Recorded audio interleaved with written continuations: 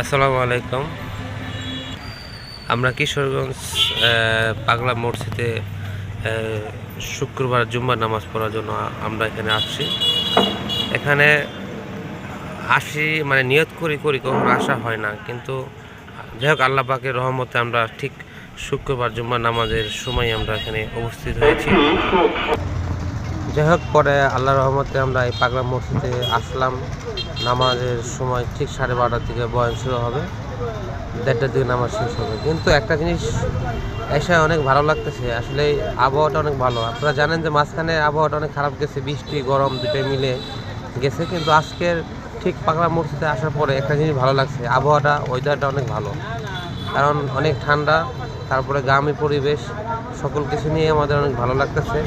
কিন্তু একটা জিনিস ভালো লাগে নাই, সেটা হচ্ছে যে এই যে নদীটা, এই নদীতে যতটুকু জানতে পারছি, এই এলাকার যারা বাসিন্দা, যারা দোকানদার যারা আছে, তারা বললেন যে এই নদীতে আসলে এক সময় গোসল কিংবা এই পাগলা মসজিদে যারা নামাজ আদায় করতো তারা উজু করতো, কিন্তু এখন যে পরিবেশ দেখা যাচ্ছে, ঠিক নদীটা মনে হচ্ছে অনেক বিশাল বড়। আসলে এটা কোথায় গেছে, কোথায় দেখেছে আমরা সঠিক জানি না, যেহেতু আমরা নতুন আসছি এখানে ঘুরতে।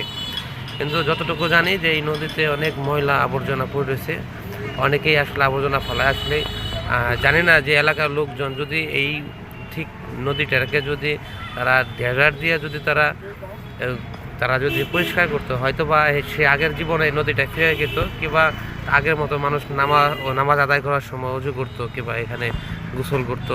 হ্যাঁ, হয়তো বা একটু ভালো হতো। যে আসলে যাই হোক, এলাকার লোক যারা আছেন তাদেরকে দৃষ্টি আকর্ষণ করছি,